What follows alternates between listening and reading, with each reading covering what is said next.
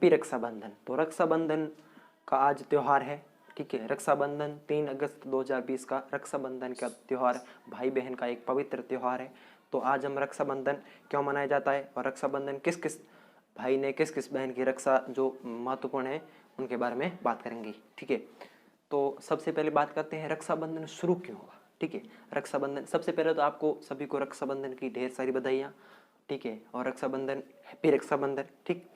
तो अब हम बात करते हैं कि रक्षाबंधन शुरू क्यों हुआ। रक्षाबंधन शुरू क्यों हुआ और जब जब बहनों को ज़रूरत पड़ी भाइयों की, तब तब भाइयों ने आकर बहनों की मतलब रक्षा की है, उनकी मतलब रक्षा की है, ठीक है। तो अब हम बात करेंगे सबसे पहले जो आपका ये है रक्षाबंधन त्यौहार शुरू क्यों हुआ। तो रक्षाबंधन त्यौहार आपको पता होना चाहिए कि रक्षाबंधन त्यौहार शुरू हुआ था जब महाभारत काल में राजसूय यज्ञ चल रहा था। महाभारत काल में राजसूय यज्ञ चल रहा था, तो उसी समय द्रौपदी ने श्री कृष्ण के हाथ में अपने चीर का पल्लू का चीर फाड़ के थोड़ा टुकड़ा और कृष्ण के हाथ में बांधा, ठीक है, और कृष्ण को अपना भाई बनवाया। तो कृष्ण ने द्रौपदी की जो मतलब रक्षा की थी वो कब की थी, चीर हरण हो रहा था तब द्रौपदी का, तब आके कृष्ण ने इनकी मतलब रक्षा की। तो तब से ये हो रहा है कि भाई बहन भाई के राखी बांधेगी और भाई बहन की मतलब रक्षा के लिए कसम खाएगा, या बहन रक्षा भाई बहन को रक्षा के लिए अपना मतलब कि मैं तेरी रक्षा करूँगा, वो वचन देगी, ठीक है, वचन देगा भाई कि मैं तेरी हरदम रक्षा करूँगा। तो इसी त्यौहार के साथ हर महीने मतलब श्रावण पूर्णिमा को बहनों द्वारा भाइयों की राखी बांधी जाती है। तो यही एक महत्व है। और आगे बात करें तो और आगे वो भी आता है कि दानवों और जो देवताओं का युद्ध था, उसमें जो देवराज थे उनकी पत्नी जो आई थी, उन्होंने मतलब जो एक थे राजा, उनके साथ जो ऐसा कुछ आता है वो कहानी, वो आप ध्यान में नहीं रखना, ये कृष्ण वाली बहुत महत्वपूर्ण है। फिर आती है कि कौन कौन से ऐसे बड़े भाई हुए हैं जो मतलब अपने बहनों की रक्षा के लिए आते हैं। तो हम सबसे पहले इतिहास के पन्ना में बात करते हैं और इतिहास के पन्ना में मेवाड़ की बात करते हैं। तो मेवाड़ के महाराणा संग्राम सिंह की पत्नी कर्मवती या कर्णावती के बारे में बात करते हैं। तो कर्मावती या कर्णावती जब संग्राम सिंह की मृत्यु हो चुकी थी खानवा के युद्ध में जो आपका युद्ध हुआ था 1527 में, जो खानवा के युद्ध में किसकी मृत्यु हो चुकी थी, संग्राम सिंह की, जो बाबर के सामने पूरी राजपूत सेना को इकट्ठा करके संग्राम सिंह चले गए थे खानवा के युद्ध में, लेकिन बाबर की तोपों के आगे उनकी मतलब वीरता चली नहीं और बाबर की तोपों के आगे राजपूत वीर टिक नहीं पाए और राजपूत वीरों ने बहुत शौर्य से उनकी तोपें फिर भी बाबर के दांत खट्टे करवा दिए, ठीक है। तो इस प्रकार से बात आती है संग्राम सिंह की। तो संग्राम सिंह की मृत्यु हो चुकी थी खानवा के युद्ध में और तब था बाबर, दिल्ली का शासक था बाबर। फिर बाबर के बाद बना हुमायूं, ठीक है, और संग्राम सिंह की पत्नी थी कर्मावती और संग्राम सिंह के 2 पुत्र थे उदय सिंह और विक्रमादित्य, ठीक है। अब बात करते हैं कि संग्राम सिंह की मृत्यु के बाद कोई अच्छा शासक विक्रमादित्य, छोटे ये बच्चे थे, ठीक है, छोटे थे, तो मतलब मेवाड़ का जो शासनकाल था, शासक था, वो मेवाड़ की जो व्यवस्था थी वो डगमगा गई। तो इसका फायदा उठाना चाहता था मुगल जो ये गुजरात का शासक था बहादुर शाह, ठीक है, गुजरात का शासक था बहादुर शाह। तो बहादुर शाह ने आक्रमण कर दिया मेवाड़ पर, ठीक है, बहादुर शाह ने मेवाड़ पर आक्रमण किया 1833 में, ठीक है। 2 साल की घेराबंदी के बाद मेवाड़ को जीत लिया। तो उससे पहले एक कहानी में इसमें ट्विस्ट आता है। तो ट्विस्ट क्या आता है तो सुनिए कि जब बहादुर शाह का घेरा डाला हुआ था 2 साल तक, तो कर्मावती ने अपने सूझबूझ से मेवाड़ में दरवाजे खुले नहीं होने दिए। 2 साल तक अपने मतलब मेवाड़ के जो अंदर के थे उनको राशन पानी था, लेकिन 2 साल के बाद जो बहादुर शाह की जो अफगानी तोपें आई थी, तोपों के सामने जो मेवाड़ की दीवारें थी वो ढहने लगी, ठीक है, मेवाड़ की दीवारें ढहने लगी। तो कर्मावती को पता चल गया कि अब हम हारने वाले हैं, ठीक है।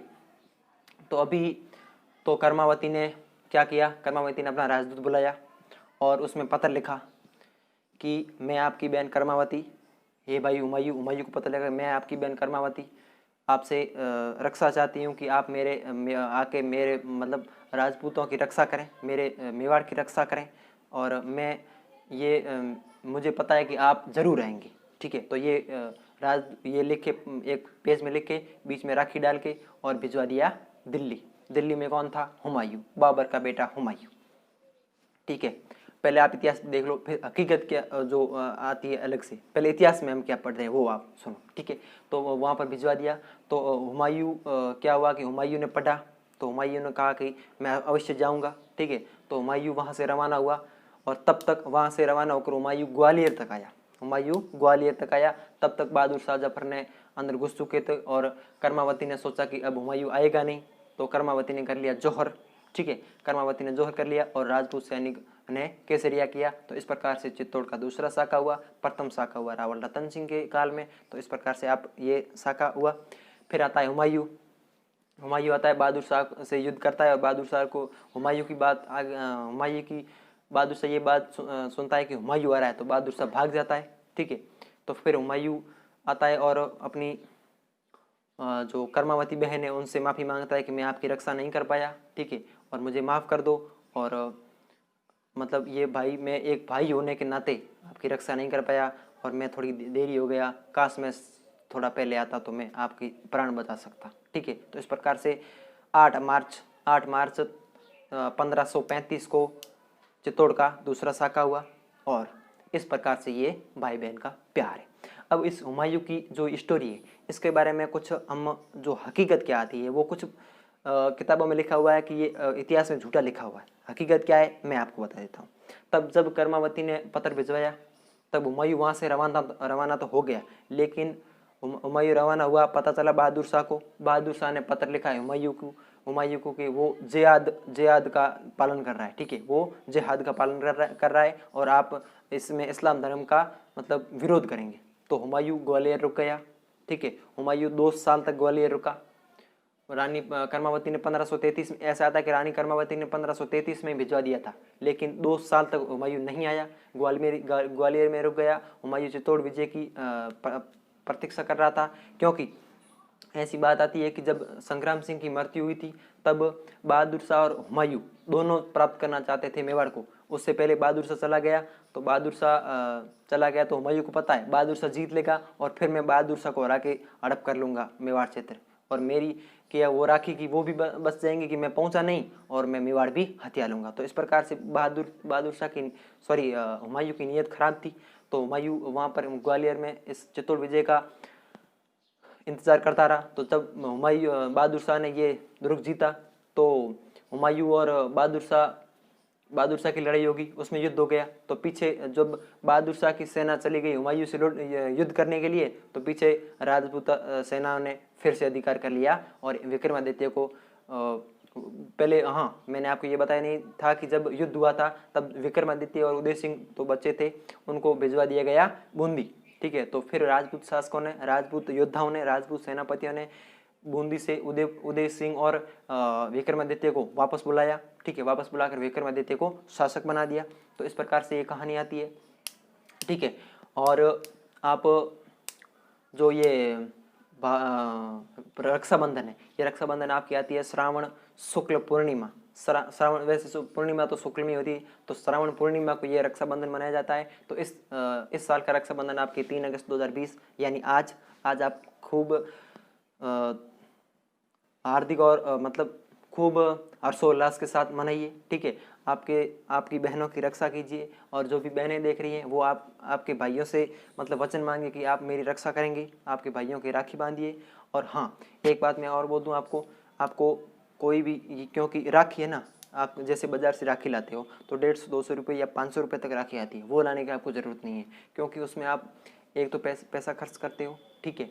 और आप ऐसा करो, जो ये आती है मोली, ठीक है, वो मोली वो आप लेके आओ, ठीक है, क्योंकि वो मोली आपके 12 माह तक चलेगी, लेकिन वो जो राखी होगी आप जो 500 रुपये दे के लेके आते हो वो आपके एक दिन में टूट जाएगी। तो इसका ध्यान रखें। आप जो वो चीज़ें आती है वो नकली आती है, ठीक है। आप मोली से बांध कर अपने भाई का अगर करोगे राखी पूजन, मतलब राखी का त्यौहार मनाओगे तो भी वो काफ़ी है आपके लिए, ठीक है। वैसे आप पैसे खर्च करके वो लाते हो उसमें कोई आपको फ़ायदा नहीं है, ठीक है। तो आप जो ये मोली आती है ये बांध कर आप अपने भाइयों से वचन मांग सकती हो और भाइयों के राखी बांध सकती हो, ठीक है। तो इस प्रकार से ये आती है कहानी हुमायूं और कर्मावती की, ठीक है। और जो ये कर्मावती का दूसरा चित्तौड़ का दूसरा शाखा हुआ था 8 मार्च 1535 को, और पहला शाखा हुआ था 1303 में रावल रतन सिंह और पद्मावती के नेतृत्व में, ठीक है। तो इस प्रकार से ये आती है। और अब हम बात करते हैं अपने टॉपिक पे। तो टॉपिक ये है कि आपको इसी चैनल पर जैसे हिस्ट्री वीडियो सभी, मतलब राजस्थान जी के, इंडिया जी के, दिल्ली पुलिस की तैयारी, राजस्थान पुलिस की तैयारी, करंट अफेयर सब मिलता रहेगा, ठीक है। और अगर आपको किस किस टॉपिक समझ में नहीं आ रहा, कौन कौन सी परीक्षाओं के टॉपिक समझ में नहीं आ रहा, तो आप कमेंट बॉक्स में कमेंट करके मुझे बताएं कि ये सर मेरे को नहीं समझ में आ रहा, ठीक है, ये भाई मेरे को समझ में नहीं आ रहा है, तो वो मैं आपके लिए देने को तैयार हूँ। अगर एक ही बच्चा, 2 ही बच्चे कर दे तो मैं उन दोनों बच्चों के लिए क्लास लगवा दूंगा। बस मेरे को क्या है, एक ही बच्चा बोल देना कि टिप्पणी कर दे कि मेरे को ये समझ में नहीं आ रहा, तो मैं उस एक बच्चे के लिए क्लास लगा सकता हूँ। क्योंकि मुझे पता है, मैंने जो जिससे सीखा है, मुझे पता है कि एक टॉपिक अगर हमको समझ में नहीं आए तो वो हम किताब छोड़ देते हैं। नहीं छोड़नी है आपको, ठीक है, नहीं छोड़नी है, क्योंकि मैं ऐसी परिस्थितियों से गुजरा हूँ, ठीक है। मैं इसी परिस्थितियों का सामना अभी कर रहा हूँ, गुजरा का हूँ, अभी कर रहा हूँ, अभी नौकरी की तलाश में हूँ, अभी मैं कंपटीशन एग्जाम की तैयारी दे रहा हूँ। तो मैं साथ साथ में ये भी सोच रहा हूँ कि मैं अपने भाइयों को बता देता हूँ कि मैं जो कर रहा हूँ, मतलब मेरे को पता है, मेरे को अब 3-4 साल हो गए, 4-5 साल हो गए हैं कंपटीशन एग्जाम की तैयारी करते हुए, ठीक है। मुझे पता है कि क्या क्या करना पड़ता है। अगर हमको एक टॉपिक, जैसे रीजनिंग में सबसे पहले हमने शुरू किया रीजनिंग के, आज तो मैं रीजनिंग पढ़ूंगा, और रीजनिंग में मुझे एक टॉपिक याद नहीं आए, अगर एक टॉपिक मेरे को समझ में नहीं आए तो रीजनिंग हमारी पूरी, मतलब हम छोड़ देते हैं कि हमको समझ में नहीं आती है। अगर आपको मैथ पकड़नी है तो मैथ का एक टॉपिक अगर आपको समझ में नहीं आए तो आप छोड़ देते हो। तो आपको कौन सा टॉपिक समझ में नहीं आए, अगर सारे टॉपिक समझ में नहीं आए वो भी आप कमेंट कर देना कि हमको पूरी मैथ चाहिए, तो पूरी मैथ, एक भी टॉपिक नहीं छूटेगा। आपको किस एग्ज़ाम की तैयारी करनी है वो बताइए कि मुझे इस एग्ज़ाम, जैसे दिल्ली पुलिस के लिए मैथ हमको चाहिए तो दिल्ली पुलिस के लिए मैथ लगवा दूंगा। आप बोलोगे कि हमको और एक बार ही मैथ पढ़नी है और सभी एग्जामों में आनी चाहिए वो मैथ, तो वो कर दूंगा आपके लिए। मैं सब कुछ तैयार करने के लिए आपके लिए, तो आप क्यों नहीं पढ़ते हो, ठीक है। आप, मतलब मैं आपके लिए पढ़ रहा हूँ, आपके लिए, जैसे मैं आपके लिए 5 घंटा पढ़ रहा हूँ, तो आप 1 घंटा पढ़ने, यार आपके लिए मैं पढ़ रहा हूँ 5 घंटे, और आपको आपके लिए 1 घंटा पढ़ने में कोई शर्म नहीं आएगी, मेरे को लगता है, ठीक है। तो इस प्रकार से आपको अपने धैर्य को, और एक बात और, आप ऐसा करो, जो ये ऑनलाइन क्लासें देते हैं, जैसे कोई भी हो, मैं नाम नहीं लेना चाहता, जो देते हैं उनको आप, अगर आपको समझ में नहीं आए तो ये प्लेटफॉर्म आपको है, लेकिन आपको किताबों को नहीं छोड़ना है, आपको किताबें पढ़नी होगी, इससे सिलेक्शन नहीं होगा। ये जो पढ़ रहे हैं ना, सॉरी, जो ये पढ़ रहे हैं ना आप ऑनलाइन, ठीक है, ऑनलाइन, जैसे आप, मैं बता देता हूँ, अनअकैडमी है, उत्कर्ष है, धुरीना है, और भी है, ग्रेडअप है, ठीक है, और वेदांतु है। तो इस पर आप ऐसा करो, ये, हाँ, आपको समझ में नहीं आए तो ये प्लेटफॉर्म आपके लिए अच्छे हैं, लेकिन आपको किताबों को नहीं छोड़ना है। अगर आपको जो टॉपिक समझ में नहीं है वो आप यूट्यूब पे सर्च कर सकते हो ना, है, यूट्यूब पे सर्च कर सकते हो, और आपका मन चाहे तो वो आप ले सकते हो। आप एक बार ले लिया, आपको समझ में नहीं आ गया, और अगर आपको जो टॉपिक समझ में नहीं आए वो मैं पढ़ा दूंगा इसमें, ठीक है। तो इस प्रकार से ये होगा, ठीक है। धन्यवाद दोस्तों, मिलते हैं अगले न्यू एपिसोड के साथ, धन्यवाद।